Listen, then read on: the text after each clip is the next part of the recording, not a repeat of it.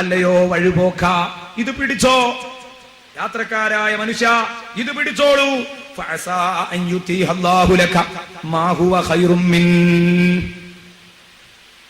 ഇതേക്കാളൊക്കെ നല്ലതായ നല്ല ഒരു സാധനം അള്ളാഹു ഇതിന് പകരം നിങ്ങൾക്ക് തന്നേക്കാം. എന്റെ അടുത്തതേ ഉള്ളൂ, ഇത് പിടിച്ചോളൂ പറഞ്ഞൊരു പായ എടുത്തിട്ടേ, അങ്ങനെ പറയാൻ നമ്മൾ ഒരു കീറപ്പായ എടുത്തിട്ടാണ് കൊടുത്താൽ യാചകൻ എന്ത് പറയും? ഉടനെ തന്നെ ഈ മനുഷ്യന്റെ പ്രതികരണം നിങ്ങൾക്ക് വിഷമം തോന്നിയേക്കാം. കാരണം ഫാത്തിമ ഒപ്പിച്ച് നോക്കിയിട്ട് ഒരു സാധനവും കിട്ടാഞ്ഞിട്ടാ ഇതെടുത്തു കൊടുത്തത്. അപ്പോഴാണ് ഫാത്തിമയോട് ഈ മനുഷ്യൻ പറഞ്ഞത്, യാ ബിന്ത മുഹമ്മദ്, മുഹമ്മദിന്റെ മോളെ ഫാത്തിമ, ശകൗതു ഇലൈകിൽ ജൂഅ്, ഞാൻ നിന്നോട് പറഞ്ഞത് ഉറക്കാൻ, എനിക്ക് ഉറങ്ങാൻ വിരിപ്പില്ല എന്നല്ല, എനിക്ക് വിശക്കുന്നുണ്ട് എന്നാ ഞാൻ പറഞ്ഞത്. ശകൗതു ഇലൈകിൽ ജൂഅ്, പട്ടിണിയെ കുറിച്ചാ ഞാൻ നിന്നോട് സങ്കടം പറഞ്ഞത്. ഫനാവൽതിനി, അപ്പോൾ നീ എനിക്ക് തന്നതോ ജിൽദ കബിഷിൻ, ഒരാട്ടിന്റെ തോല്.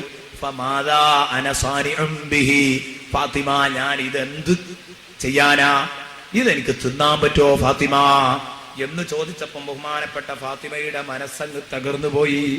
ഫാത്തിമ ബീവി ചിന്തിച്ചു, പടച്ചോനെ, ഈ സാധുവിന്റെ മനസ്സ് തകർത്ത് ഞാൻ ഇറക്കി വിടേണ്ടി വരുമോ എന്ന് ഫാത്തിമ ബീവി ചിന്തിക്കുമ്പം ബഹുമാനപ്പെട്ട ഫാത്തിമ ബീവി ഇങ്ങനെ കറങ്ങി നടക്കുകയാണ്. എന്തെങ്കിലും ഒന്ന് വിലപിടിപ്പുള്ളത് ഈ കൂട്ടുകാരന് കൊടുക്കാൻ കഴിഞ്ഞാൽ ഇയാളുടെ മനസ്സ് സന്തോഷമാകും.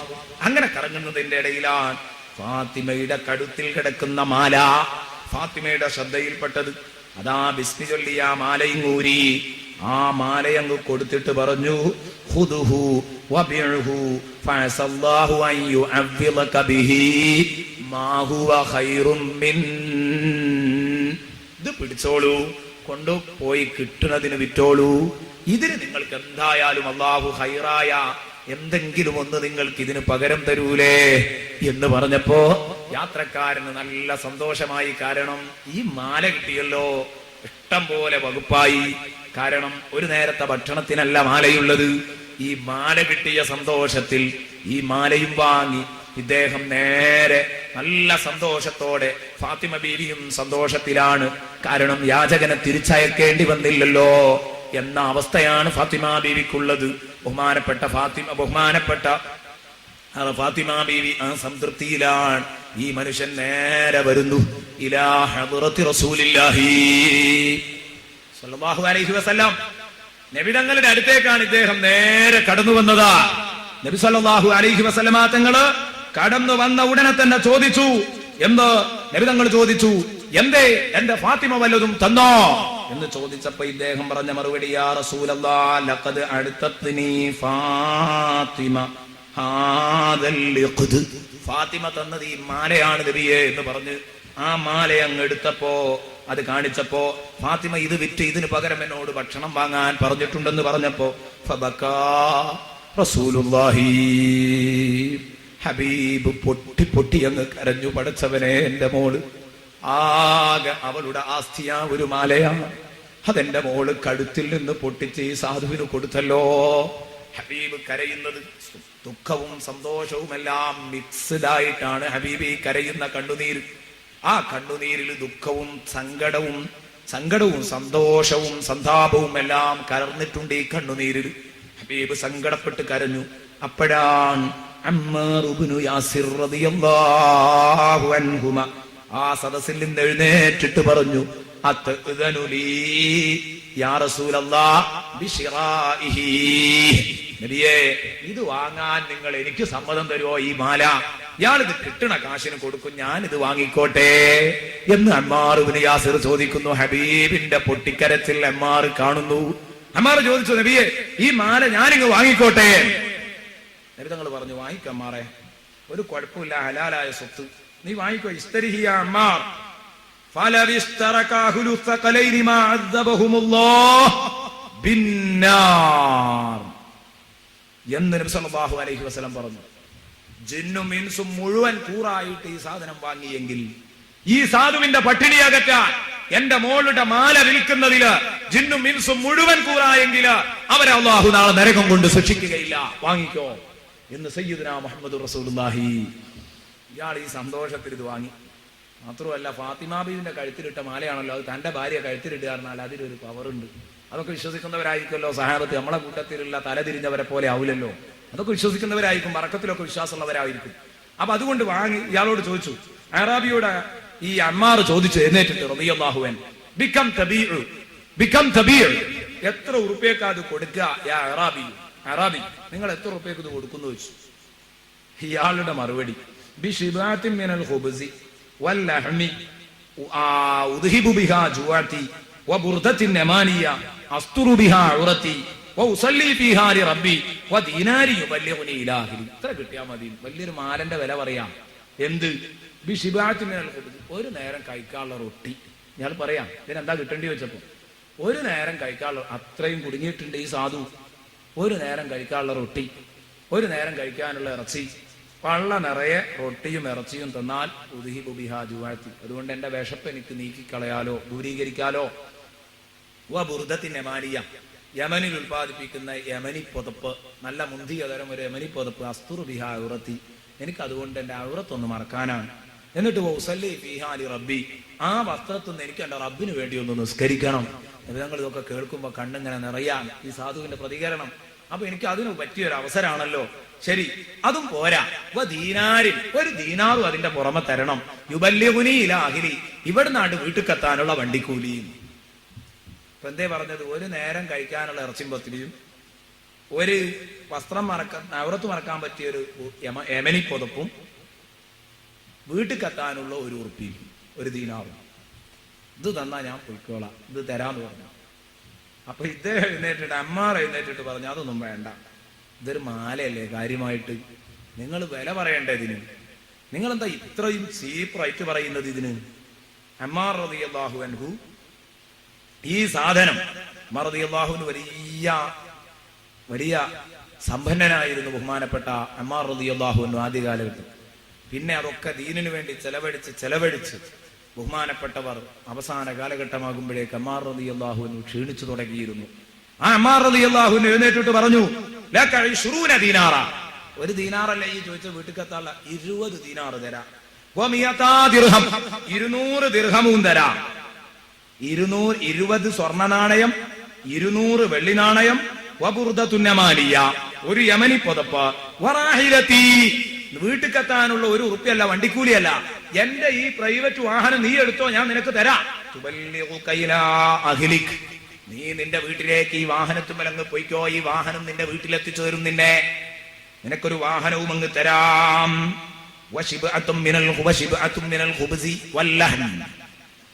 വയറു നിറയെ ഇറച്ചിയും പത്തിരിയും അതും തരാം. അപ്പോൾ ഈ സഹോദരൻ അത്ഭുതപ്പെട്ടു. കാരണം സാധാരണ വിലപേശി എന്തെങ്കിലും ഒരണ ചുരുക്കാനാ നോക്കല്. പക്ഷേ ഇയാള് പറയുന്നു, ഞാൻ എല്ലാം അങ്ങ് തരാം. ഇയാൾ ചോദിച്ചു, മനുഷ്യ, ഇത്ര വലിയ ധർമ്മിഷ്ഠനാക്കിയ വസ്തു എന്താ? നിങ്ങളെന്താ ഇത്ര വലിയ ധർമ്മിഷ്ഠനായിരിക്കുന്നത്? അത്ഭുതം തന്നെയാണിത്. അങ്ങനെ അമ്മാർ പറഞ്ഞു, പോരുവന്റെ കൂടെ. അമ്മാറിന്റെ വീട്ടിലേക്ക് കൊണ്ടുപോയി. അമ്മാർ ഏറ്റത് മുഴുവനും എടുത്തു കൊടുത്തു. ഈ തുക മുഴുവനും അദ്ദേഹത്തിന് അടച്ചു. തന്റെ വണ്ടിയും കൊടുത്തു, വയറു നിറയെ ഭക്ഷണം കൊടുത്തു. എന്നിട്ട് അഅറാബി റസൂലുള്ളാഹി സ്വല്ലല്ലാഹു അലൈഹി വസല്ലമ തങ്ങളുടെ അടുത്തേക്ക് ഇറങ്ങി വരുന്ന സമയത്ത് ഹബീബ് ചോദിക്കുകയാണ്, എന്റെ ഉപ്പാ, നിങ്ങൾക്ക് വയറ് നിറഞ്ഞോ? റസൂലുള്ളാഹി ചോദിക്കാം. അവിടെ പോയി ഭക്ഷണമൊക്കെ കഴിച്ചിങ്ങനെ വരുമ്പോഴേ ഇവിടുന്ന് അങ്ങോട്ടാണ് നിങ്ങൾ ശ്രദ്ധ വിടാതെ കേൾക്കേണ്ടത്. പൊട്ടിക്കരഞ്ഞു പോകുന്ന ഘട്ടങ്ങളാണ്. നബി ചോദിച്ചു, ഉപ്പ സന്തോഷമായോ, വയറൊക്കെ നിറഞ്ഞോ? അയാൾ പറഞ്ഞു, നബിയെ നല്ലോണം നിറഞ്ഞിട്ടുണ്ട്, അടിപൊളിയായിട്ട് ഭക്ഷണം കഴിച്ചു, ഉഷാറായിട്ടുണ്ട്. നഅം യാ റസൂലല്ലാഹ്, ഫസ്തഗ്നൈതു ബിഅബി അൻത വഉമ്മി യാ റസൂലല്ലാഹ്. നബിയെ, എനിക്കെല്ലാം കൊണ്ടും ഞാൻ സമൃദ്ധനായിരിക്കുന്നു. കാരണം എന്താ? അപ്പൊ ഇയാൾ നല്ലൊരു അത്യാവശ്യം തരക്കേടില്ലാത്തൊരു മുതലാളിയായി മാറി.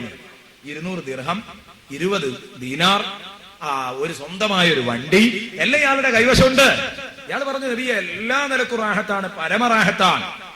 ആ സമയത്ത് നബി തങ്ങൾ പറഞ്ഞു, ശരി, എന്നാൽ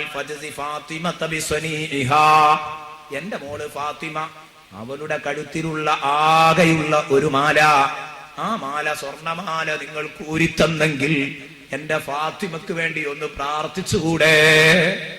ജസാഹല്ലാഹു ഖൈറ എന്ന് പറയാൻ, അവൾക്കൊരു ഖൈറ് കൊണ്ട് പ്രാർത്ഥിക്കാൻ നിങ്ങൾക്ക് കഴിയൂലേ എന്ന് ചോദിച്ചപ്പോ ഈ അഅ്റാബി രണ്ട് കൈയും മലർത്തിയിട്ട് പറഞ്ഞു, അല്ലാഹുമ്മ ഇന്നക ഇലാഹുൻ മസ്തഹ്ദസ്നാക വലാ ഇലാഹ ലനാ നഅ്ബുദുഹു സിവാക വഅൻത ഫീ കുല്ലി ഹീൻ അല്ലാഹുമ്മ അഅ്തി ഫാത്തിമത മാ ലാ ഐനുൻ റഅത് വലാ ഉദുനുൻ സമിഅത് വലാ ഖതറ അലാ ഖൽബി ബശർ. എന്താ ഈ മനുഷ്യൻ ദ്വാരക്കുന്നത്?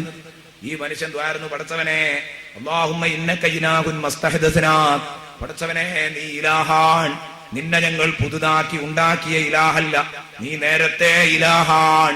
വലാ ഇലാഹ ലനാ നഅ്ബുദുഹു, ഞങ്ങൾ ആരാധിക്കുന്ന ഒരു തമ്പുരാൻ ഞങ്ങൾക്കില്ല സിവാക, നീയല്ലാതെ. വഅൻത ഫീ കുല്ലി ഹീൻ, ഏത് സമയത്തും ഞങ്ങൾക്കുള്ളത് നീയാണ്.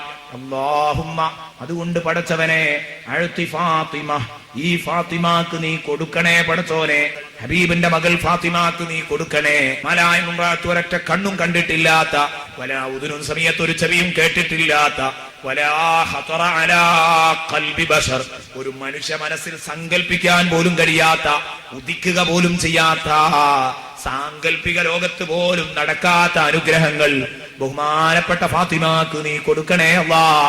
ഫഅമ്മന റസൂലുള്ളാഹി അലാ ദുആഇഹി, അദ്ദേഹത്തിന്റെ പ്രാർത്ഥനയ്ക്ക് റസൂലുള്ളാഹി ആമീൻ പറഞ്ഞു. ഇയാൾ ഇങ്ങനെ ദുആരക്ക, അല്ലാഹുമ്മ അഅ്തി ഫാത്തിമത മാ ലാ ഐനുൻ റഅത്, നബി പറഞ്ഞു ആമീൻ. വലാ ഉദുനുൻ സമിഅത് വലാ ഖതറ അലാ ഖൽബി ബശർ, നബി തങ്ങൾ ഓരോന്നിനും പറയുന്നു ആമീൻ ആമീൻ ആമീൻ എന്ന് പ്രാർത്ഥിക്കുകയാണ് ഹബീബ്. സുബ്ഹാനല്ലാഹ്. ഇത് കഴിഞ്ഞല്ലോ, ഈ മനുഷ്യൻ ദുആവും കഴിഞ്ഞ് പിരിഞ്ഞുപോയി. നബി തങ്ങൾ തന്റെ കൂട്ടുകാരിലേക്ക് ഇങ്ങ് തിരിഞ്ഞു നിന്നു. അവിടെ നിന്ന് അങ്ങോട്ടാണ്, കൂട്ടുകാരാ, ഈ സംഭവം കേട്ടാൽ നിങ്ങൾ ഇവിടെ ഇരുന്ന് ഫാത്തിമ ബീവിക്ക് നിങ്ങളൊരു ഫാത്തിഹ ഓതിയിട്ടേ പോകാവൂ, ഫാത്തിഹ നിങ്ങൾ ഓതി പാരായണം ചെയ്തിട്ടേ പോകാവൂ ഫാത്തിമ ബീവിയുടെ ഹദറത്തിലേക്ക്. ഇത് ചെറിയ വിഷയമല്ല. നബി തങ്ങൾ തന്റെ കൂട്ടുകാർക്ക് അഭിമുഖമായിട്ട് നിന്നിട്ട് ഹബീബ് ചോദിക്കുകയാണ്, ദാ ഇന്നല്ലാഹ ഖദ് അഅ്താ ഫാത്തിമത ഫിദ്ദുനിയാ ദാലിക്. എന്തേ ഇപ്പൊ അഅ്റാബി ദ്വാരുന്നത്? എന്റെ മോൾക്ക് അല്ലാഹുമ്മ അഅ്തി ഫാത്തിമത മാ ലാ ഐനുൻ റഅത് വലാ ഉദുനുൻ സമിഅത് വലാ ഖതറ അലാ ഖൽബി ബശർ, ഒരു കണ്ണും കാണാത്ത, ഒരു ചെവിയും കേൾക്കാത്ത, ഒരു മനസ്സിലും ഉദിക്കാത്ത അനുഗ്രഹം കൊടുക്കണമെന്നല്ലേ എന്ന് പറഞ്ഞാൽ ഒരാൾക്കും കിട്ടാത്ത അനുഗ്രഹം ഫാത്തിമാക്ക് കൊടുക്കണമെന്നല്ലേ പറഞ്ഞത്? അതാ ഈ അനുഗ്രഹം ഖദ് അഅ്തല്ലാഹു ഫാത്തിമത ഫിദ്ദുനിയാ ദാലിക്, ഈ ലോകത്തിന്റെ ഫാത്തിമാക്ക് അത് കൊടുത്തിട്ടുണ്ട് കേട്ടോ. ഈ ലോകത്തിന്റെ ഫാത്തിമാക്ക് അത് കിട്ടിയിട്ടുണ്ട്. ഒരു വിഷമം കരുതണ്ട, ഫാത്തിമ അതുകൊണ്ടൊക്കെ സമൃദ്ധയാണ്. ഉപരി ചോദിച്ചു, നബി അതെങ്ങനെയാ? ഫാത്തിമാക്ക് ഭൂമിയിൽ നിന്ന് തന്നെ കിട്ടിയത് നാളെ സ്വർഗത്ത് കിട്ടാനുള്ള കാര്യമല്ലേ? ഞങ്ങൾ സ്വർഗത്തിനെ പറ്റിയാണല്ലോ പറഞ്ഞത്. ഫീഹാ മാ ലാ ഐനുൻ റഅത് വലാ ഉദുനുൻ സമീഅത് വലാ ഖതറ അലാ ഖൽബി ബശർ. ഹദീസിലുണ്ട്, ഒരു കണ്ണുകൊണ്ടും കാണാത്ത, ഒരു ചെവി കൊണ്ടും കേൾക്കാത്ത, ഒരു മനസ്സിലും ഉദിക്കാത്ത സുഖ സൗകര്യങ്ങളാണ് സ്വർഗത്തിലുള്ളത്. നബിയെ, അത് ഫാത്തിമാക്ക് ഇവിടുന്ന് തന്നെ കിട്ടിയെന്ന് എങ്ങനെയാ പറയാ? ഞങ്ങൾ പറഞ്ഞു, കേൾക്ക, ഞാൻ പറയുന്നു കിട്ടിയിട്ടുണ്ട്. കാരണം എന്റെ ഫാത്തിമാനെ പോലെ ഈ ഭൗതിക ലോകത്ത് അനുഗ്രഹങ്ങൾ അവകാശപ്പെടാൻ പറ്റിയവരാരാ? ഇവര് പറഞ്ഞു, നബിയെ മനസ്സിലായില്ല. അപ്പോൾ പറഞ്ഞത് കേട്ടോ, ഫഅന അബൂഹാ, ഞാനല്ലേ ഫാത്തിമാന്റെ ഉപ്പ. റസൂലുള്ളാഹി ചോദിക്കുക, ഫഅന അബൂഹാ, ഞാനാണ് ഫാത്തിമാന്റെ ഉപ്പ. വമാ അഹദും മിനൽ ആലമീന മിസ്രി, ലോകത്തൊരൊറ്റ കുട്ടികളും എന്നെ പോലെയില്ല. എന്നെ പോലെയുള്ള ആരെങ്കിലും ലോകത്തുണ്ടോ?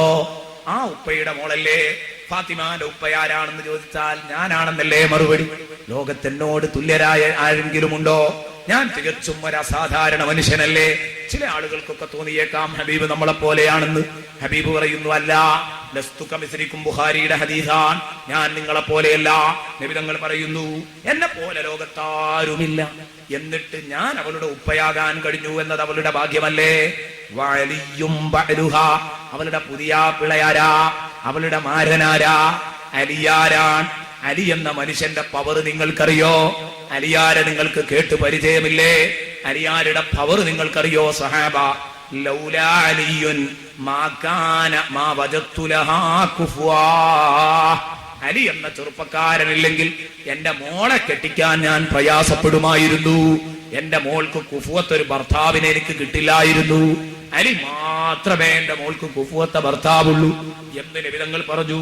എന്നിട്ട് പറഞ്ഞു കഴിഞ്ഞില്ല, വഅതാഹൽ ഹസന വൽ ഹുസൈൻ, അലിയാരിലും ഫാത്തിമയിലുമായിട്ട് എന്റെ മോൾക്ക് അല്ലാഹു കൊടുത്തു. അൽ ഹസന വൽ ഹുസൈൻ, ഹസൻ ഹുസൈൻ എന്ന് പറയുന്ന രണ്ടു മക്കളെ. വമാലിൽ ആലമീന മിസ്ലുഹുമാ, ലോകത്തൊരൊറ്റ ആൾക്കും അതുപോലത്തെ സന്താനങ്ങളില്ല. ഹസൻ ഹുസൈനാരോട് തുല്യതയില്ല. അഹ്ലു ബൈത്തിന്റെ നേതാവായ സയ്യിദാ ശബാബി അസ്ബാത്തിൽ അംബിയാ വസയ്യിദാ ശബാബി അഹ്ലിൽ ജന്ന, സ്വർഗീയ അവകാശികളുടെ നേതാക്കൾ, അതുപോലെ അഹ്ലു ബൈത്തിലെ നേതാക്കൾ. ഈ പവർ വേറെ ആർക്കെങ്കിലും ലോകത്തുണ്ടോ എന്ന് നബിതങ്ങൾ ഇങ്ങനെ ചോദിക്കാം. ആ സമയത്ത് ഈ നബിതങ്ങളുടെ ഈ അവതരണമൊക്കെ കേട്ട് മിഖ്ദാദ് ഇബ്നു അംർ അവിടെ ഇരിക്കുന്നുണ്ട്, അമ്മാർ അവിടെ ഇരിക്കുന്നുണ്ട്, സൽമാൻ അവിടെ ഇരിക്കുന്നുണ്ട് റളിയല്ലാഹു അൻഹും. ഈ സ്വഹാബത്തൊക്കെ നബി സല്ലല്ലാഹു അലൈഹി വസല്ലമ തങ്ങൾ പറയുന്നതും കേട്ട് അവിടെ ഇരിക്കുക. നബിതങ്ങളുടെ ഈ അവതരണമൊക്കെ കേട്ട് ഇങ്ങനെ ഇരിക്കുക. ഇവര് നേരെ മുന്നിലുണ്ട്.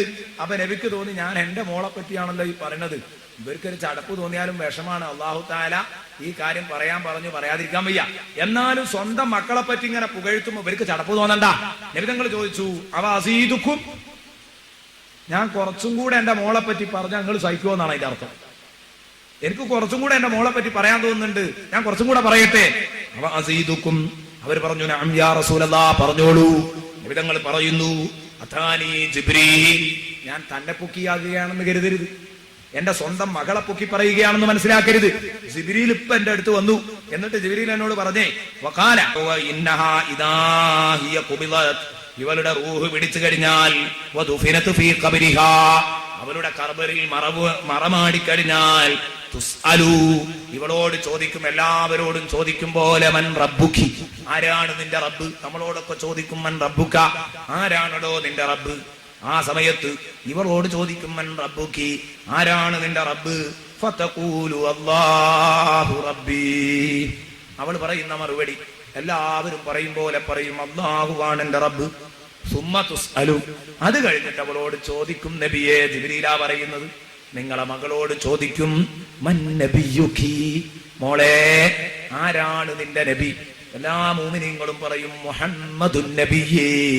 എന്നാലോ നിങ്ങളെ മോള് ഫതഖൂലു അബീ മുഹമ്മദുൻ നബിയേ, എന്റെ പൊന്നുപ്പയാണ് എന്റെ നബി, എന്റെ പൊന്നുപ്പയാണ് എന്റെ നബി എന്നാ പറയാനിരിക്കുന്നത്. അലാ വഅസീദുക്കും, ഞാൻ കുറച്ചും കൂടെ പറഞ്ഞോട്ടെ.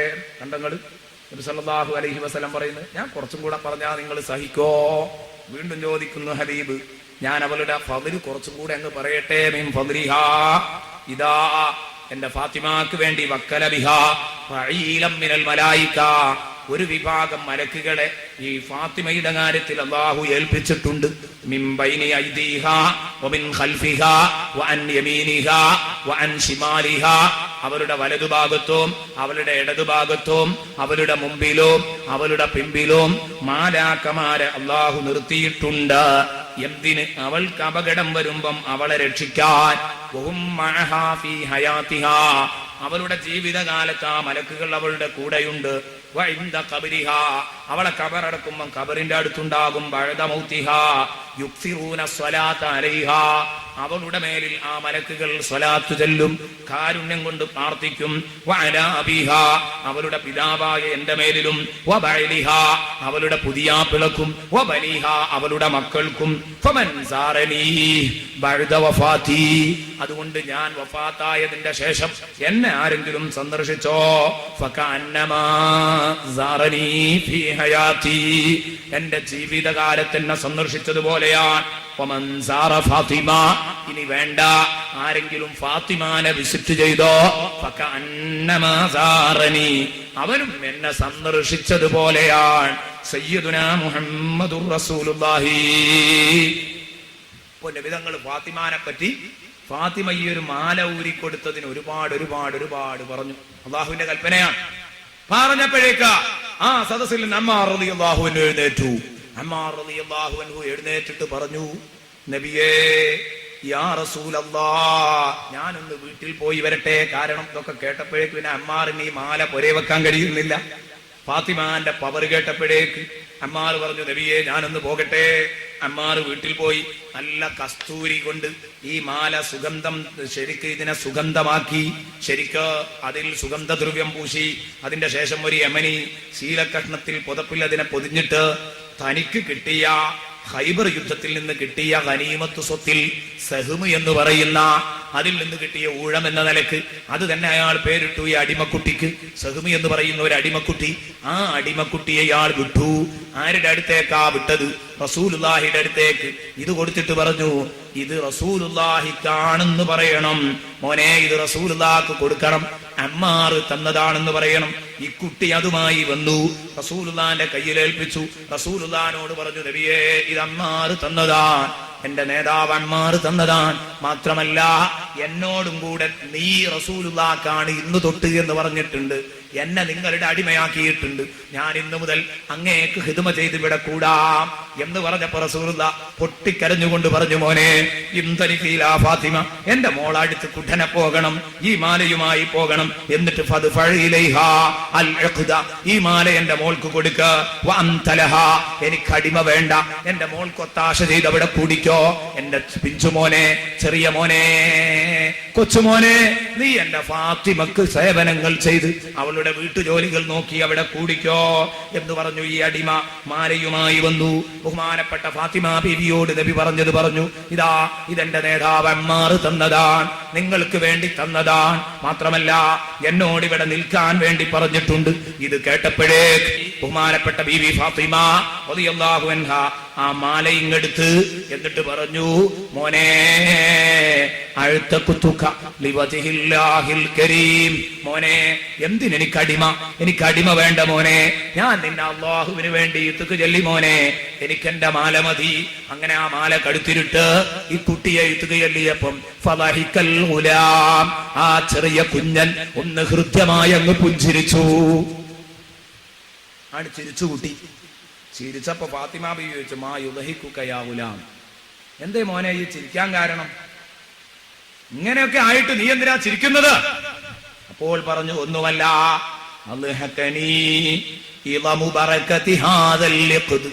ഈ മാലയുടെ ബറക്കത്തിന്റെ ഗൗരവം ആലോചിച്ച് ചിരിച്ചതാ. മാലയാണ് എന്നെ ചിരിപ്പിച്ചത്. കുട്ടി പറയാ, ഈ മാലയാണ് എന്നെ ചിരിപ്പിച്ചത്. ഫാത്തിമ ബീവി ചോദിച്ചു, എന്താ ഇപ്പൊ ഈ മാലമ്മൽ ഇത്രമാത്രം ചിരിക്കാൻ? ഒന്നുമില്ല, കുട്ടിയാണ് പറഞ്ഞു. ആ പറഞ്ഞു കേട്ടപ്പോ ഫാത്തിമ ബീവി ചിരിച്ചു. എന്തേ പറഞ്ഞത്? ചരിത്രം മുഴുവൻ ഓർമ്മ ഉണ്ടെങ്കിലേ ഉണ്ടാവുള്ളൂ. വലിയൊരു ചരിത്രമാണ് ഞാൻ പറഞ്ഞത്. വിഷയത്തിന്റെ ഗൗരവം നമ്മൾ മനസ്സിലാക്കാനാണ്.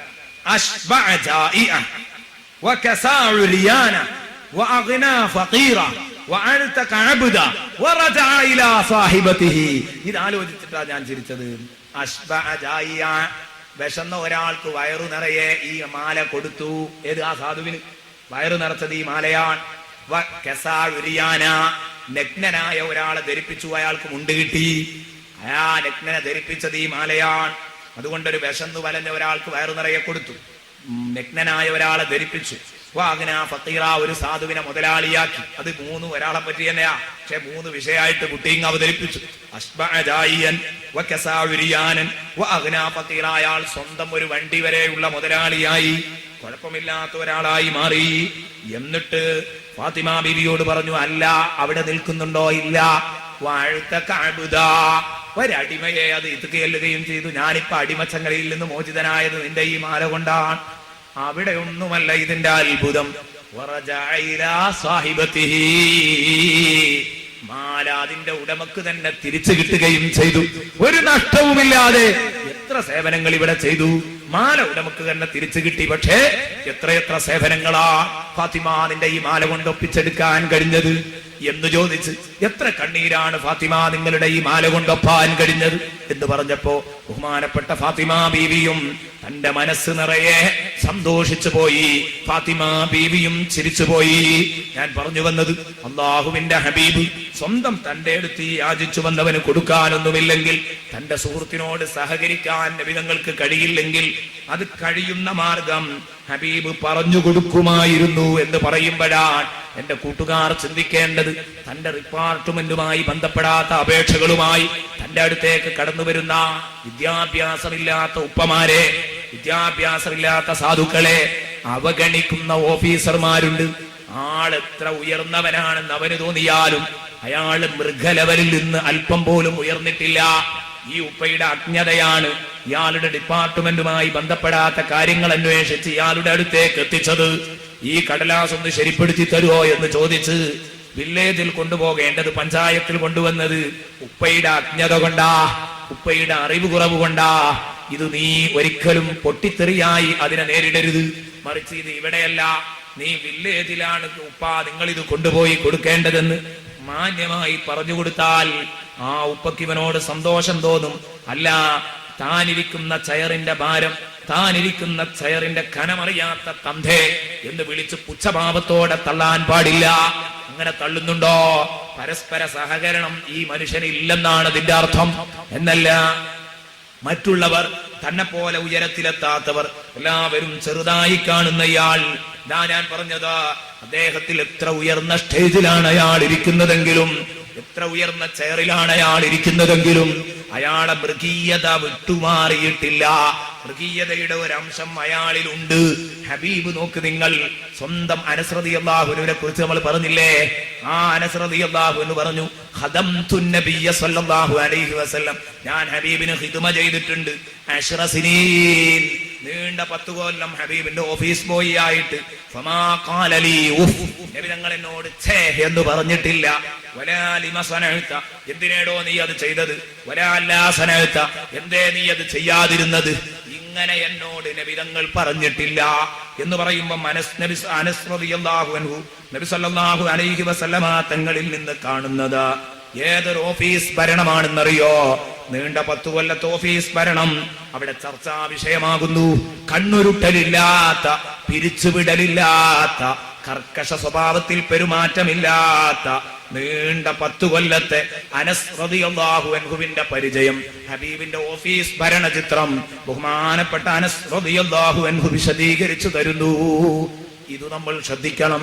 ഇനി നമ്മുടെ കൂട്ടുകാരുമായി ഇടപഴകുമ്പം തലക്കനം പാടില്ല, കിബിറ് പാടില്ല, അഹങ്കാരം പാടില്ല, അവരെ കളിയാക്കാൻ പാടില്ല, പരിഹസിക്കാൻ പാടില്ല.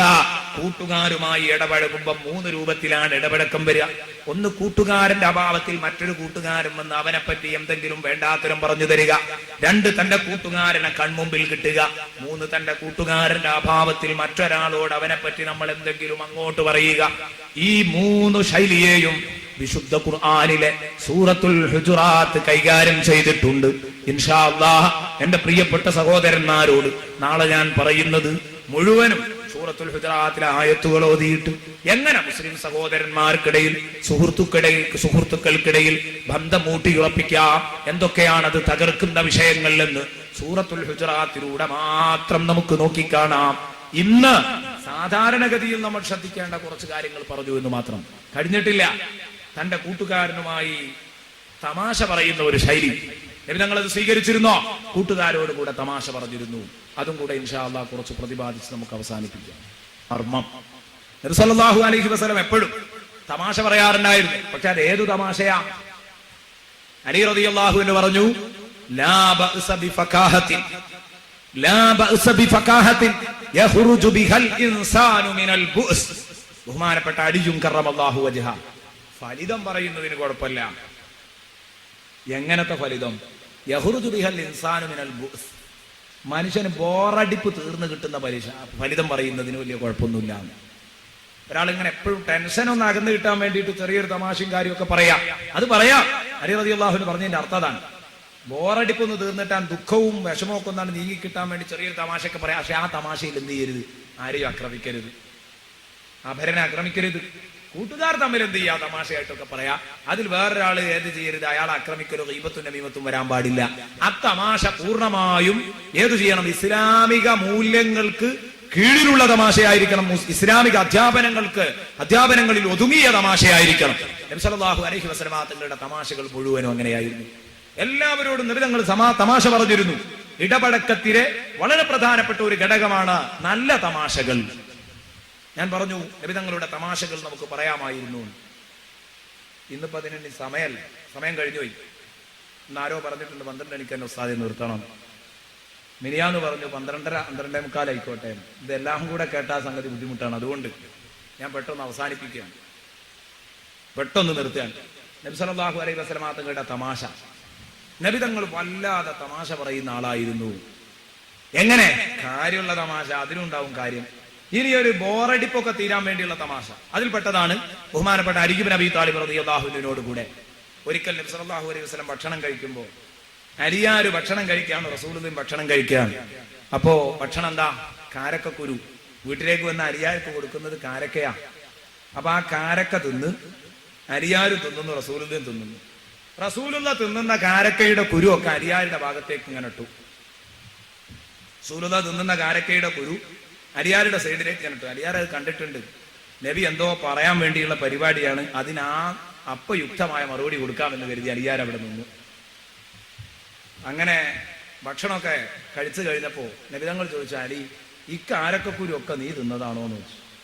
അതിനാണ് നബി സല്ലല്ലാഹു അലൈഹി വസല്ലം നബി തിന്നുന്ന കുരുവും കൂടെ അലിയാരുടെ മുമ്പിലേക്ക് ഇങ്ങനെ വെച്ചാൽ, നമ്മളെ കൂട്ടത്തിലുണ്ടാവും ചിലരൊക്കെ അവൻ തിന്നുന്ന കോയിന്റെ എല്ലും കൂടി മറ്റവന്റെ അടുത്തുകൊണ്ടേ വെക്കും എന്നതുപോലെ. എന്നിട്ടൊരു ഡയലോഗ്, ഇതൊക്കെ ഈ തിന്നതാണോ? അപ്പൊ അലിയാർ പറഞ്ഞു, നബിയെ ഞാൻ കുരു ഒഴിവാക്കിയാ തിന്നരുതെന്ന്. അലിയാരുടെ മറുപടി അങ്ങനെയായിരുന്നു. നബി സല്ലല്ലാഹു അലൈഹി വസല്ലം തങ്ങളോട് പറഞ്ഞാൽ, നബിയെ ഞാൻ അതിന് കുരു ഒഴിവാക്കിയാ തിന്നരുതെന്ന്. ഞാനും നിങ്ങളും തിന്നിട്ടുണ്ട്, നിങ്ങളെ ഭാഗത്ത് കുരു കാണില്ല, അതിന് വലിയൊരു അർത്ഥമുണ്ട്, ഞാൻ കുരു ഒഴിവാക്കിയാ തിന്നരുത്. അലി ഇബ്നു അബീ താലിബ് റളിയല്ലാഹു അൻഹു. കാരണം അതൊക്കെ തമാശകളാണ്. ആളുകളുടെ നിലയും വിലയും ഒക്കെ വകവെച്ചു കൊടുത്തുകൊണ്ട് തന്നെ ഒരു മാനസികോല്ലാസത്തിന് വേണ്ടിയുള്ള തമാശ, അത് പറയാനാണ് അലി ഇബ്നു അബീ താലിബ് പറഞ്ഞതിന്റെ അർത്ഥം. പിന്നെ നബി തങ്ങൾ തമാശ പറയുന്നത് കരളിലേക്ക് തറച്ചു കയറുന്ന തമാശകളാണ്. ഒരു തമാശ ബഹുമാനപ്പെട്ട ഇമാം ഗസാലി റഹ്മത്തുള്ളാഹി അലൈഹി തന്റെ ഇഹ്യാ ഉലൂമുദ്ദീനിൽ വിവരിച്ചത് കാണാം. ഒരു തമാശ നബി സല്ലല്ലാഹു അലൈഹി വസല്ലം പറഞ്ഞ ഒരു തമാശയാണ്. ഒരു ദിവസം നബി സല്ലല്ലാഹു അലൈഹി വസല്ലം ഒരു വഴിയിലൂടെ അങ്ങനെ നടന്നു പോകുമ്പോ ഒരു സഹോദരൻ, അദ്ദേഹം അന്ന് മുസ്ലിം ആയിട്ടില്ല. ആ സഹാബി പിൽക്കാലത്ത് പറയാൻ, ഞാൻ എന്റെ ജാഹിലിയ്യ കാലത്ത് പെണ്ണ് എന്ന് പറയുന്നത് എനിക്കൊരു ഹരായിരുന്നു. ഞാൻ നബി ഒരു വഴിക്ക് നടന്നു പോകുമ്പോൾ നബിതങ്ങളെ കുറിച്ച് ഇവർ സംസ്കാര സമ്പന്നൻ എന്നാണ്, നല്ല ഒന്നും അരുതാത്തത് ചെയ്യാത്ത ആള് എന്ന് ഇവർക്കൊക്കെ അറിയാം, നല്ല മനുഷ്യനാണ്. അങ്ങനെ നബി നടന്നു പോകുമ്പോ ഞാൻ പെണ്ണുങ്ങളുടെ കൂടെ സ്വറച്ചുകൊണ്ട് ഇങ്ങനെ ഇരിക്കുക, ഓരോപ്പം സൊല്ലിങ്ങനെ ഇരിക്കുക. അപ്പൊ നബിതങ്ങൾ എന്നെ വിളിച്ചു, സുഹൃത്തേ വാ, എന്താ നിനക്ക് ആ പെണ്ണുങ്ങളുടെ ഇടയിൽ പണിയെന്ന് ചോദിച്ചു. അപ്പൊ ഞാൻ പറഞ്ഞു, നബിയെ എന്റെ വീട്ടിലൊരു കുതിര ഉണ്ട്, തീരെ പറഞ്ഞത് കേൾക്കണില്ല. അപ്പൊ അതിന് നല്ലൊരു കയറ് മുടയിപ്പിക്കണം. ഈ പെണ്ണുങ്ങൾക്ക് കയറുണ്ടാക്കുന്ന പണിയാണ്. അപ്പൊ ആ കയറൊന്ന് മുടയിപ്പിക്കാൻ വേണ്ടി അത് പറഞ്ഞ് ശരിയാക്കാൻ വേണ്ടി വന്നതാണ്. ഞാൻ വെറുതെ നബിയെ പറ്റിക്കാൻ വേണ്ടി പറഞ്ഞതാ. പക്ഷെ ഞാൻ പറഞ്ഞത് നബിക്ക് അതിന്റെ മുമ്പ് തിരിഞ്ഞിട്ടുണ്ട്. നബി ഒന്ന് ചിരിച്ചു, നബി പോയി. സല്ലല്ലാഹു അലൈഹി വസല്ലം പോയി. നബി തങ്ങൾ തിരിച്ചു വരുമ്പോ എന്നെ അതേ സ്പോട്ടിൽ കണ്ടു. അപ്പൊ നബി തങ്ങൾ ചോദിച്ചു, ഈ കയറിന് തീരുമാനാകുന്നില്ലേ എന്ന് ചോദിച്ചു എന്നോട്. ഈ കയറൊരു തീരുമാനാകുന്നില്ലേ എന്ന് ചോദിച്ചു. ഞാൻ ആകെ ചമ്മിപ്പോയി ഇത് കേട്ടപ്പോ. പോകട്ടെ, എനിക്ക് മനസ്സിലായി എന്റെ രോഗം നബിക്ക് തിരിഞ്ഞിട്ടുണ്ട്, ഞാൻ നബിയോട് വെറുതെ പറഞ്ഞതാണ് എന്ന് നബിക്ക് തിരിഞ്ഞിട്ടുണ്ട് എന്ന് എനിക്ക് മനസ്സിലായി. പിന്നെ നബിതങ്ങൾ കാണുന്നിടത്ത് വെച്ചൊക്കെ എന്നോട് ഇത് ചോദിക്കും. മുസ്ലിമായതിന്റെ ശേഷവും ഹബീബനോട് തമാശ പറയുമ്പോ ഒരു തമാശ എന്നോണം കാണുന്നിടത്ത് വെച്ചൊക്കെ നബിതങ്ങൾ എന്നെ ബുദ്ധിമുട്ടിക്കുമായിരുന്നു. എന്ന് പറഞ്ഞാൽ അതൊരു ഏതാണ് സ്നേഹപൂർവ്വമുള്ള ബുദ്ധിമുട്ടിക്കല. നബിതങ്ങൾ കാണുമ്പോഴൊക്കെ ചോദിക്കത്രേ, സുഹൃത്തെ എന്താ അപ്പത്തെ പാട്, കുതിരപ്പോ എങ്ങനെയാണ്, അടങ്ങി നിൽക്കുന്നുണ്ടോ എന്ന് നബി സല്ലല്ലാഹു അലൈഹി വസല്ലം ഇടക്കിടക്ക് ഇങ്ങനെ കാണുമ്പോൾ ചോദിക്കത്രേ. അങ്ങനെ പിന്നെ ഞാൻ നബിയെ കാണാതിരുന്നെങ്കിൽ എന്ന് എപ്പോഴും വിചാരിക്കും. ഒരു ദിവസം ഞാൻ പള്ളിയിൽ വന്ന് നിസ്കരിക്കുകയാണ്, നബി പുറത്തുണ്ട്. എന്റെ നിസ്കാരത്തിൽ എനിക്കറിയാം നബി എന്നോട് ഇത് ചോദിക്കും. ഞാൻ ആരുമില്ല, ഞാനും നബിയുള്ളൂ, അപ്പൊ എന്തായാലും ചോദിക്കും ഉറപ്പാ. ഞാൻ നിസ്കാരം ഇങ്ങനെ നീട്ടിക്കൊണ്ടുപോയി. കാരണം എന്താ, നബി ഇറങ്ങിപ്പോയിട്ട് എന്റെ നിസ്കാരം കഴിയുള്ളൂ. കാരണം അല്ലെങ്കിൽ നബി ഇത് ചോദിക്കുന്നു കരുതി കിട്ടുമെന്ന്. അങ്ങനെ ഞാൻ നിസ്കാരം ഇങ്ങനെ നീട്ടി നിസ്കരിച്ചപ്പോ പിന്നിൽ നിന്ന് നബി സല്ലല്ലാഹു അലൈഹി വസല്ലം തങ്ങൾ എന്നോട് പറഞ്ഞു, ഹബീബിന്റെ തമാശ നോക്ക. ഹബീബ് പറഞ്ഞു, എത്ര നിസ്കരിച്ചാലും ശരി ഞാൻ എന്തായാലും ഇപ്പൊ നിന്നെ കണ്ടിട്ടേ പോകുള്ളൂ എന്ന് പറഞ്ഞു. അപ്പൊ പിന്നെ ഞാൻ തീരുമാനിച്ചു, ഇനി അവിടെ നിൽക്കട്ടെ. നിസ്കാരത്തെ നിർത്തി ഞാൻ വന്നു. വന്നപ്പോ നബി എന്നോട് ഇപ്പൊ എങ്ങനെ ഉണ്ടാ കുതിര? ഞാൻ പറഞ്ഞു, നബിയെ ദയവ് ചെയ്ത് ഇനി എന്നോട് ചോദിക്കരുത്. ആ കുതിര ഇപ്പൊ നല്ലോണം ഒതുങ്ങിയിട്ടുണ്ട്, ഇപ്പൊ ശരിക്കും ഒതുങ്ങിയിട്ടുണ്ട്, നിങ്ങൾക്കത് മനസ്സിലായിട്ടുണ്ട് എന്നും എനിക്കറിയാം. ഇപ്പൊ ആ കുതിര നല്ല അനുസരണമാണ്. പണ്ട് തീരെ വളരെ അനുസരണക്കേടായിരുന്നു കാണിച്ചിരുന്നത്, ഇന്ന് നന്നായി ഒതുങ്ങിയിട്ടുണ്ട്. അതുകൊണ്ട് നബിയെ ഇനി എന്നോട് ചോദിക്കരുത് കേട്ടോ. പിന്നീട് നബി എന്നോട് അത് ചോദിച്ചിട്ടില്ല, തമാശയായിട്ട്. അതേസമയം എന്നെ ആ തമാശ സംസ്കരിച്ചെടുത്തു എന്ന ബഹുമാനപ്പെട്ട സഹാബി പറയുന്നു. അത്തരത്തിലുള്ള തമാശകൾ റസൂലുള്ളാഹി സ്വല്ലല്ലാഹു അലൈഹി വസല്ലം തങ്ങൾ ആരോഗ്യകരമായി ഇടപെട്ട് നബി സല്ലല്ലാഹു അലൈഹി വസല്ലം പറയാറുണ്ടായിരുന്നു. മുസ്ലിമിനെ സംബന്ധിച്ചിടത്തോളം ഒരുപാട് ബാധ്യതകൾ, ഇങ്ങനെ മനസ്സ് മടുപ്പിക്കാത്ത രൂപത്തിലുള്ള ചെറിയ തമാശകളൊക്കെ ആവാം. ഇനി ഒരു മുസ്ലിമിനെ സംബന്ധിച്ചിടത്തോളമുള്ള ഏറ്റവും പ്രധാനപ്പെട്ട കുറെ ബാധ്യതകളുണ്ട്. ഒരു ഹദീസിൽ നമ്മെ പഠിപ്പിച്ച നമ്മുടെ സുഹൃത്തുക്കളോടുള്ള ബാധ്യത, 6 ബാധ്യത പ്രധാനമായി അള്ളാഹുവിന്റെ റസൂൽ പഠിപ്പിച്ചു. വിശദീകരിക്കാൻ സമയമില്ലാത്തതുകൊണ്ട് ഞാൻ നാളെ എന്തായാലും സമീപനം പറയാനേ സമയം ഉണ്ടാവുള്ളൂ. അഥവാ ഹുജറാത്തിൽ പറഞ്ഞ ആ കാര്യങ്ങൾ മാത്രം എന്റെ കൂട്ടുകാരോട് ഇൻഷാ അല്ലാഹ് നാളെ പങ്കുവെക്കും. അത് നമുക്ക് ഇൻഷാ അല്ലാഹ് നല്ല സംഭവങ്ങൾ, ആയത്ത് എല്ലാം ഒരു കുറെ ഏകദേശം ഒരു 1.5 പേജോളം ആ വിഷയം തന്നെയാ പറയുന്നു. അത് ശരിക്കും ഇങ്ങോട്ട് ഓതിയിട്ട് ആ ആയത്തിൽ എന്ത് പറയുന്നു എന്ന് നമുക്ക് പഠിക്കണം. എങ്ങനെയൊക്കെ ചുരുക്കി പറയാൻ കഴിയും ആ രൂപത്തിൽ ചുരുക്കി പറയണം. അതേ രൂപത്തിൽ തന്നെ ഈ 6 കാര്യങ്ങൾ നമ്മൾ നാളത്തേക്ക് മാറ്റി വെച്ചാൽ എന്തായാലും പറ്റില്ല. അതുകൊണ്ട് ഇന്ന് അതിന്റെ അർത്ഥം എന്നാണ് പറയുന്നത്, വിശദീകരിക്കുന്നില്ല. ഹഖ്ഖുൽ മുസ്ലിമി അലൽ മുസ്ലിമി സിത്ത്. ഇത് മാത്രം വിശദീകരിക്കുകയാണെങ്കിൽ ഒരു ദിവസം പറയാനുണ്ട്. ഹഖ്ഖുൽ മുസ്ലിമി അലൽ മുസ്ലിമി സിത്ത്. ഞാനത് വിശദമായി പറയണമെന്നും കരുതിയതാണ്, പക്ഷെ സമയം വൈകിയല്ലോ. ഹഖ്ഖുൽ മുസ്ലിമി അലൽ മുസ്ലിമി സിത്ത്. ഒരു കൂട്ടുകാരൻ മറ്റൊരു കൂട്ടുകാരനോടുള്ള ബാധ്യത 6 ആകുന്നു. ഹഖ്ഖുൽ മുസ്ലിമി അലൽ മുസ്ലിമി സിത്ത് എന്ന് പറഞ്ഞിട്ട് അവിടുന്ന് പറഞ്ഞു, ഇദാ ലഖീത ഫസല്ലിം അലൈഹി. കണ്ടാൽ അവനോട് സലാം പറയുക, അസ്സലാമു അലൈക്കും എന്ന് പറയുക. വഇദാ ദഅക ഫഅജിബ്. അവൻ നിന്നെ വിളിച്ചാൽ ക്ഷണം സ്വീകരിക്കുക.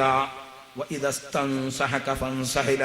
നിന്നോട് എന്തെങ്കിലും ഒന്ന് നല്ലതെന്തെങ്കിലും ഉപദേശിച്ചു തരുമോ എന്ന് ചോദിച്ചാൽ, നല്ലൊരു സാരോപദേശം തരുമോ എന്ന് ചോദിച്ചാൽ നല്ലത് ഉപദേശിച്ചു കൊടുക്കുക. വഇദാ ഹതിസ ഫഹമിദല്ലാഹ്. അവൻ തുമ്മിയിട്ട് അൽഹംദുലില്ലാ എന്ന് പറഞ്ഞാൽ ഫശമ്മിതുഹു. നീ അവനെ യർഹമുകല്ലാഹ് എന്ന് പറഞ്ഞു കൊടുക്കണം. വഇദാ മരിള ഫഉദ്. അവൻ രോഗിയായാൽ അവനെ പോയി സന്ദർശിക്കണം. വഇദാ മാത ഫത്തബിഉ ജനാസത. അവൻ മരിച്ചാൽ അവന്റെ ജനാസയെ അനുഗമിക്കണം. 6 കാര്യം നബി തങ്ങൾ പഠിപ്പിച്ചു. ഒന്ന്, കണ്ടാ സലാം പറയാ. അൽഹംദുലില്ലാഹ്.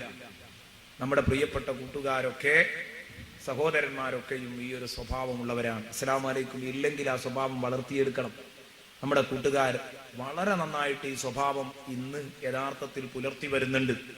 പ്രധാനമായി ഞാൻ ഒരിക്കൽ ഖുർആൻ ക്ലാസ്സിൽ നിങ്ങളോട് പറഞ്ഞിരുന്നു, ഈ സ്വഭാവം നമ്മുടെ മോമിനീങ്ങളിലേക്ക് കയറി വരാൻ, നമ്മുടെ ചെറുപ്പക്കാരിലേക്ക് കയറി വരാൻ 2-3 സാഹചര്യങ്ങൾ, ഇവിടെ 2 സാഹചര്യങ്ങൾ പ്രധാനമായും പങ്കുവഹിച്ചിട്ടുണ്ട്. ഒന്ന്, ഗൾഫ് സംസ്കാരം. പറയാതിരിക്കാൻ വയ്യെന്ന് പറഞ്ഞ അന്ന് ഞാൻ പറഞ്ഞതാണ്. ഗൾഫിൽ ജീവിച്ച കൂട്ടുകാർ അവിടെ നിന്ന് ഇങ്ങനെ അസ്സലാമു അലൈക്കും എന്ന് പറഞ്ഞ് പരിചയപ്പെട്ടു നമ്മുടെ നാട്ടിൽ നിന്നും പറയുന്നുണ്ട്. മുമ്പൊന്നും അങ്ങനെയല്ല. അതുകൊണ്ടാ പറയുന്നത് ഇപ്പോഴത്തെ കുട്ടികൾക്ക് തിരിയൂല. മുമ്പ് നമ്മുടെയൊക്കെ ചെറുപ്പത്തിൽ ഓതാൻ പോകുന്ന കാലത്തൊക്കെ ഒരു 50-60 ഒക്കെ കഴിഞ്ഞിട്ടേ സലാം പറച്ചിട്ട് തുടങ്ങുള്ളൂ. അങ്ങനെയാ. കാരണം ചെറിയ ആളുകളൊക്കെ പരസ്പരം സലാം പറയാന്നൊക്കെ പറഞ്ഞാൽ അതൊക്കെ ബോറായിരുന്നു. ഓല് ഹലോ എവിടുക്കാ പോകുന്നു എന്നൊക്കെ ചോദിച്ചിട്ട് കണ്ട് തുടങ്ങിയല്ലാതെ അവർക്ക് വേറെ പ്രത്യേകിച്ചൊന്നും ഉണ്ടായിരുന്നില്ല. എന്നാൽ ഇന്നത് മാറി. അൽഹംദുലില്ലാഹ്. ഏത് ചെറുപ്പക്കാരും കണ്ടാൽ അസ്സലാമു അലൈക്കും എന്നാ പറയുന്നത്. നല്ലൊരു സിസ്റ്റമാണ് അത്. ഒന്ന്, ഗൾഫിലൂടെ വന്ന സംസ്കാരം, ഗൾഫ് പ്രവർത്തകർ. 2, പഴയ കാലത്ത് മതവിദ്യാർത്ഥിയും ഭൗതിക വിദ്യാർത്ഥിയും 2 ധ്രുവങ്ങളിലൂടെയായിരുന്നു ചരിച്ചിരുന്നത്. അവരെ പിടിച്ച് ഒരേ വേദിയിലിരുത്തി ഒരുത്തനെ സെക്രട്ടറി ഒരുത്തനെ പ്രസിഡന്റും ആക്കി സുന്നി സംഘടന SSF എന്ന് പറയുന്ന പ്രസ്ഥാനം. അന്ന് മുതൽ ഈ പണ്ഡിതന്റെ സംസ്കാരം ഈ ഭൗതിക വിദ്യാർത്ഥി, മതവിദ്യാർത്ഥിയുടെ സംസ്കാരം ഭൗതിക വിദ്യാർത്ഥിക്കും, ഭൗതിക വിദ്യാർത്ഥിയിൽ നിന്ന് പഠിക്കേണ്ട വളരെ പ്രധാനപ്പെട്ട ചില കാര്യങ്ങൾ മതവിദ്യാർത്ഥിയിലേക്കും പകരാൻ തുടങ്ങി. അതോടുകൂടെ അവർ 2 പേരും സമൂഹത്തിൽ ഉന്നതരായി വളർന്നു. ഞാൻ പറയുന്നു, നല്ല പങ്കുണ്ട് ഇതിൽ. പഴയ കാലത്തൊന്നും ഒരു ചെറുപ്പക്കാരൻ ഒരു ഫാൻസ് ധരിച്ച് കോളേജിൽ പോകുന്ന ഒരു ചെറുപ്പക്കാരൻ ഉസ്താദിനോട് മിണ്ടൂരായിരുന്നു. ഉസ്താദ് എന്ന് പറഞ്ഞാൽ അടുക്കാൻ പറ്റാത്ത എന്തോ ഒരു കോത്താമ്പിയായിട്ടാ കണ്ടിരുന്നത്. ഉസ്താദ് അങ്ങോട്ടും ഇറങ്ങൂലായിരുന്നു.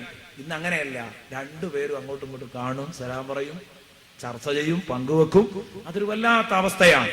നമുക്ക് സന്തോഷമുണ്ട് അതിൽ. അതിന്റെ കാരണം ഇതാണ്. 2 പേരും 2 ധ്രുവങ്ങളിലൂടെ ഒഴുകിക്കൊണ്ടിരിക്കുമ്പോൾ പിടിച്ചൊരു വേദിയിൽ അവരെ ഇരുത്താൻ ഈ സംഘടനക്ക്, സുന്നി സംഘടനയിൽ പ്രധാനമായും ഈ സംഘടനക്ക് കഴിഞ്ഞു എന്നതാണ് അതിന്റെ പ്രധാന കാരണം എന്നും കൂടെ കൂട്ടത്തിൽ ഉണർത്തുന്നു. ഏതാവട്ടെ അൽഹംദുലില്ലാഹ് സലാം പറയുന്ന ഒരു ശീലം വളർന്നിട്ടുണ്ട്. പക്ഷെ അന്ന് ഞാൻ പറഞ്ഞിരുന്നു, പള്ളിയിൽ നിന്ന് ഈ സലാം പറയുമ്പോൾ തന്നെ അത് നമ്മൾ ഈ അങ്ങാടിയിലും പൂട്ടിലും ഒക്കെ, അങ്ങാടിയിലും റോട്ടിലും ഒക്കെ പറയുമ്പോൾ നിങ്ങളുടെ വീട്ടിൽ ഇത് പലപ്പോഴും അവഗണിക്കുന്നുണ്ട്. അവഗണിക്കരുതേ എന്ന് പറഞ്ഞിട്ടുണ്ട്. ഉമ്മാനോട് അസ്സലാമു അലൈക്കും എന്ന് പറയുന്ന ശീലമില്ല. ഉപ്പാനോട് അസ്സലാമു അലൈക്കും എന്ന് പറയുന്ന ശീലമില്ല. ഭാര്യയോട് അസ്സലാമു അലൈക്കും എന്ന് പറയുന്ന ശീലമില്ല. മക്കളോട് പറയുന്ന ശീലമില്ല. വേണം കുടുംബത്തോട് സലാം പറയണം. ഞാൻ പറയുന്നത് 10 ദിവസം നമ്മൾ സംഗമിച്ചല്ലോ, ഇതെങ്കിലും നിങ്ങളൊരു പ്രധാന വിഷയമായി എടുത്താൽ അൽഹംദുലില്ലാഹ് രക്ഷപ്പെടും. കൂട്ടുകാർ തമ്മിലുള്ള ബാധ്യതയാണ് പറയുന്നതെങ്കിലും വീട്ടിലേക്ക് കടന്നു ചെല്ലുമ്പോൾ നിങ്ങൾക്ക് സലാം പറയേണ്ടതുണ്ട്. ഇന്ന് തന്നെ കൂട്ടുകാരോട് ഇനിയിപ്പോ കൂടുതൽ പറഞ്ഞ് വയത് പറയിപ്പിക്കേണ്ടതില്ല അൽഹംദുലില്ലാഹ്. പക്ഷെ വീട്ടിൽ കടന്നു ചെല്ലുമ്പോൾ, ഞാൻ ഭാര്യ ഭർത്തൃ ബന്ധം പറയുമ്പോൾ പറയണമെന്ന് കരുതിയത് അന്ന് വിട്ടുപോയതാണ്. വീട്ടിലേക്ക് കടന്നു ചെല്ലുമ്പോൾ നിങ്ങൾ അസ്സലാമു അലൈക്കും എന്ന് പറയണം. ഇന്ന് തന്നെ ആവട്ടെ, വീട്ടിലേക്ക് കയറി ചെല്ലുമ്പോൾ ഭാര്യനോട് അസ്സലാമു അലൈക്കും എന്ന് പറയും. ചിലപ്പോൾ ചോദിച്ചേക്കാം, എന്താപ്പൊന്നൊരു പുതുമാതിരി, ഇതുവരെ അല്ലാത്തൊരു പരിപാടി മൂപ്പരെ എന്ന് ചോദിച്ചേക്കാം. ഏതായാലും ഓളും വയത് കേട്ടിട്ടുണ്ടാവുമല്ലോ, അതുകൊണ്ട് ഒന്നും കൂടെ പറ. അപ്പാണ് മടക്കും. എടങ്ങേറ് തീർന്നിട്ടെ എന്ന് കരുതിയിട്ടെങ്കിലും മടക്കും. 1-2 ദിവസം തമാശയായി പോയാൽ 3-ാമത്തെ ദിവസം ഇത് കാര്യമായിരിക്കും. നിങ്ങളുടെ വീട്ടിൽ ബറക്കത്തിന് നല്ല കാര്യമാണ്, ബറക്കത്തുണ്ടാകാൻ പറ്റിയ നല്ല കാര്യമാണ്.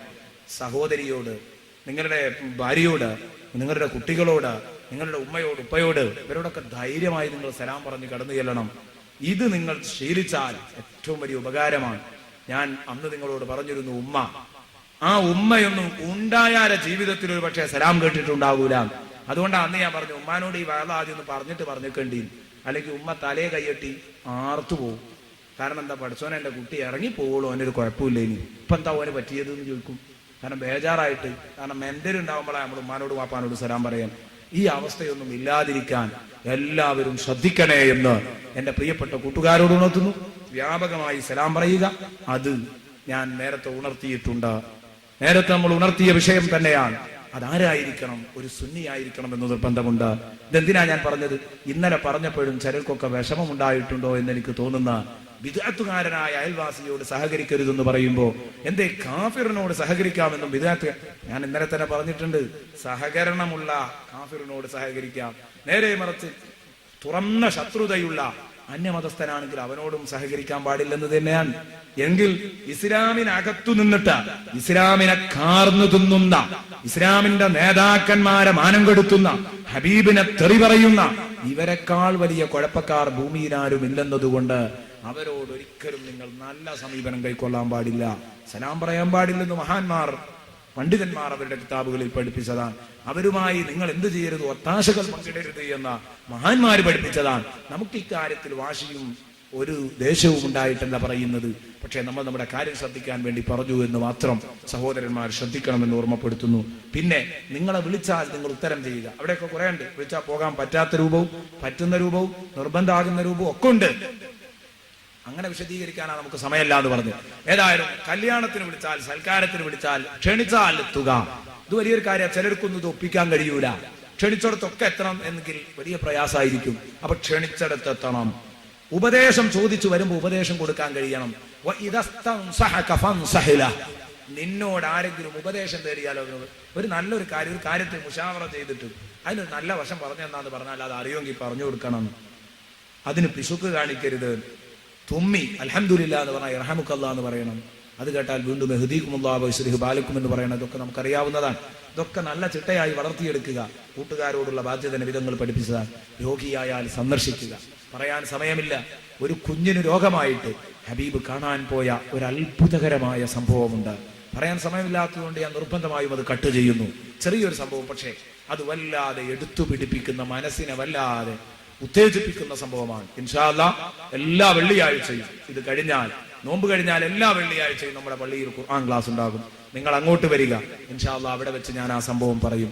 വഇദാ മരിള ഫഉദ്, വഇദാ മരിള ഫഉദ്, അവൻ രോഗിയായാൽ അവനെ സന്ദർശിക്കണം. വഇദാ മാത ഫത്തബിൽ ജനാസത, മരിച്ചാൽ അവന്റെ അന്ത്യകർമ്മങ്ങളിൽ പങ്കെടുക്കണം, ജനാസയെ അനുഗമിക്കണം എന്ന് സയ്യിദുനാ മുഹമ്മദുർ റസൂലുള്ളാഹി സ്വല്ലല്ലാഹു അലൈഹി വസല്ലമ തങ്ങൾ പഠിപ്പിച്ചെങ്കിൽ നമുക്ക് പഠിക്കാൻ മാത്രമുണ്ട്. എന്റെ പ്രിയപ്പെട്ട കൂട്ടുകാരെ, ഇത് ശ്രദ്ധിക്കണം, ഗൗരവത്തോടെ കേൾക്കണം. കേട്ട് നമ്മൾ നന്നാവണം. നമ്മുടെ കൂട്ടുകാരുമായി നല്ല ബന്ധം പുലർത്തണം. അവരോട് തലക്കനം കാണിക്കരുത്. അവരുടെ മുമ്പിൽ ഹെഡ് വെയിറ്റ് കാണിച്ച് എന്തോ ഒരു പോക്കിരിയായി, മനുഷ്യനല്ലാത്ത ഒരു മൃഗമായി നിലകൊള്ളുന്ന ഒരവസ്ഥ, ഏതോ വന്യജീവിയാണ്, കാട്ടിൽ നിന്ന് ഇറങ്ങി വന്നതാണെന്ന് തോന്നിപ്പിക്കുന്ന രൂപത്തിലുള്ള പെരുമാറ്റം അരുത്. നീ ഇരിക്കുന്ന ചെയർ എത്ര വലുതാണെങ്കിലും, അവനിരിക്കുന്ന ചെയർ എത്ര ചെറുതാണെങ്കിലും, ആരെയും നീ നിന്ദിക്കരുത്, അവഗണിക്കരുത്, ഒരിക്കലും നീ തള്ളിക്കളയരുത് ഒരാളുടെയും സ്ഥാനം. എല്ലാവരുമായി നല്ല നിലക്ക് സഹകരിക്കണം എന്ന് മാത്രം ഉണർത്തിക്കൊണ്ട് തൽക്കാലം ഞാൻ അവസാനിപ്പിക്കുകയാണ്. ഇൻഷാ അല്ലാഹ് ദുആ ചെയ്ത് അവസാനിപ്പിക്കുകയാണ്. എൻ്റെ കൂട്ടുകാരോട് പറയാനുള്ളത്, നാളെയും കൂടെ പരിപാടിയുള്ളൂ. ഇന്ന് അല്പം വൈകി എന്ന് കരുതി നാളെ വരാതിരിക്കരുത്. നാളെ നേരത്തെ എത്തുക. ഇൻഷാ അല്ലാഹ് ബഹുമാനപ്പെട്ട സയ്യിദ് അവറുകളുടെ പ്രാർത്ഥനയും കൂടെ ഉണ്ടായിരിക്കും. റഹ്മാനുർ-റഹീമായ തമ്പുരാനെ, ഞങ്ങൾ ഇതുവരെ പറഞ്ഞതും കേട്ടതും നീ ഒരു സാലിഹായ അമലായി സ്വീകരിക്കണേ റഹ്മാനെ. പടച്ചവനെ, ഞങ്ങൾ ചെയ്തു പോയ മുഴുവൻ പാപങ്ങളും ഞങ്ങളോട് നീ പൊറുക്കണേ റഹ്മാനെ. ചെറുതും വലുതുമായ രോഗങ്ങൾ നീ സുഖപ്പെടുത്തണേ റഹ്മാനെ. ചെറുതും വലുതുമായ പാപങ്ങൾ നീ പൊറുക്കണേ റഹ്മാനെ. ചെറുതും വലുതുമായ ഉദ്ദേശങ്ങൾ പൂർത്തിയാക്കി തന്നു മനസ്സറാഹത്താക്കണം റഹ്മാനെ. പടച്ചവനെ, ഈ വേദിയിൽ ദുആ ചെയ്യാൻ പറഞ്ഞ ഒരുപാട് ആളുകളുണ്ട്. ഈ വേദിയോട്, ഈ പരിപാടിയിൽ നമ്മളോട് സഹകരിച്ച ഒരുപാട് വ്യക്തികളും അതുപോലെ സ്ഥാപനങ്ങളുമുണ്ട്. ആ വ്യക്തികൾക്കൊക്കെ നീ ബറക്കത്ത് നൽകണം റഹ്മാനെ. അവരുടെ സ്ഥാപനങ്ങളിൽ നീ ബറക്കത്ത് നൽകണം റഹ്മാനെ. ഏർപ്പാടുകളിൽ ബറക്കത്ത് നൽകണം റഹ്മാനെ. എല്ലാം വിജയകരമാക്കി കൊടുക്കണം റഹ്മാനെ. റഹ്മാനുർ-റഹീമായ റബ്ബേ, മരിച്ചുപോയവരുടെ ഒരു നീണ്ട ലിസ്റ്റ് തന്നെ ഇവിടെ വായിച്ചു. അവർക്കൊക്കെ നീ പുറത്തു കൊടുക്കണം.